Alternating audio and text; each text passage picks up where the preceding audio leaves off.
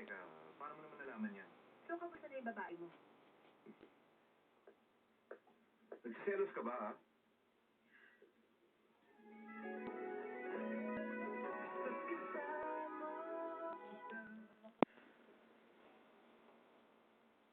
Nagsiselos ka nga. Bakit? Dahil pumunta ako doon sa blind date? Are you mad? So ano, you don't want me to do that? Bakit naman kita pipigilan? Ano na lang ang sasabihin ng mga investors nyo? Kalimutan mo na yung babaeng nagdala ng orange sa mama mo. Total, pagkakasundo ka naman. Yan lang ang sasabihin mo sa akin? Hindi mo ba alam kung ilang oras ako naghihintay? Gusto kita makita. Sana, wag mo akong talikuran. I want to see your face.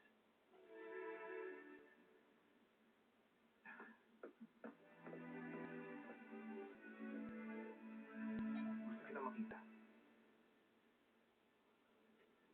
Yung picture sa phone ko. Ano mo lang? Ang ganda mo talaga pag galit ka. Bukas dapat may sagot ka na. Otherwise, I'll come back.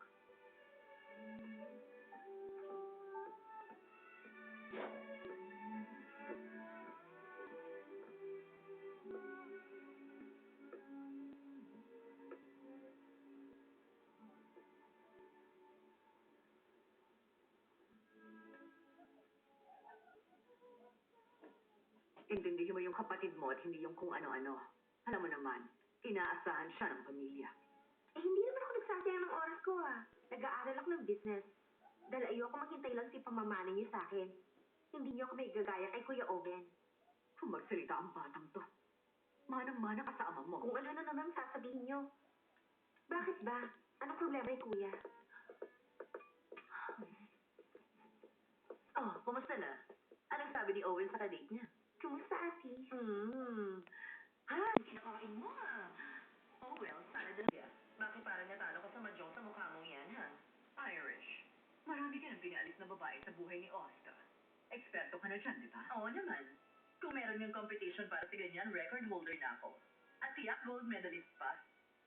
Bakit mo naitanong yan? May nagugustuhan na si Kuya. Hayaan niyo na lang kasi siya. Talaga? May girlfriend na ba ang anak mo?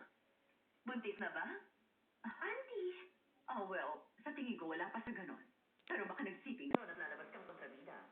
Kapag sinuhulan mo yung babae ng pera, ay nako, para sila mga dramatic actress na ngayon lang ilolodge sa pelikula. Babahain ka ng luha at tatanggihan ng alok mong pera. Ang iisipin nila isa kang tinik sa lalamunan nila. Pero, kung tinanggap at ginastos lahat in one day, May babaeng ganun? ay nako, sinabi mo pa. Alam mo, nagtanong pa kung buwan-buwan daw ba yun. Ha?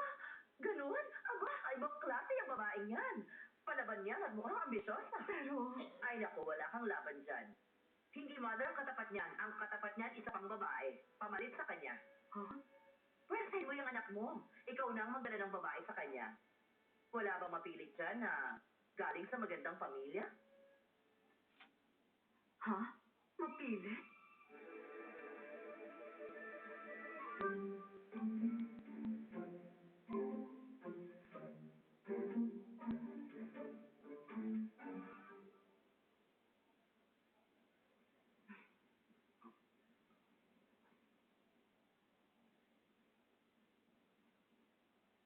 Papa, siya po ang anak ni Secretary Yoon.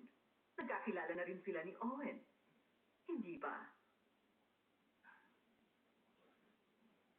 Say hello to Owen's grandfather. Hello po. My name is Sophie Yoon. How are you doing, sir? It's nice to meet you. Ang ibig sabihin ba ng pagpunta mo ay tuloy na kasal? Yes, Papa. Ang plano ay sa June. Dahil next year, 34 na si Owen. Hindi ikaw ang tinatanong ko. Ano ba, Owen? Opo, Papa. Sa June na po. Maupo tayo nang makilala mo sila habang kumakain. You know him? Pinsan ni Owen. He's a singer. It's good to meet you. I'm a big fan. Ang totoo niyan, magkakilala na sila. Magkakilala na kayo? Ah, ako ang mama ni Oscar. Kaya nga lang sinabi ko kanina. Matagal mo na akong fan. Nakapanood ako ng mga concerts mo dati.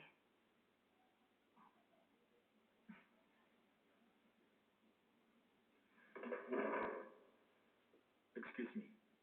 Restroom lang ako.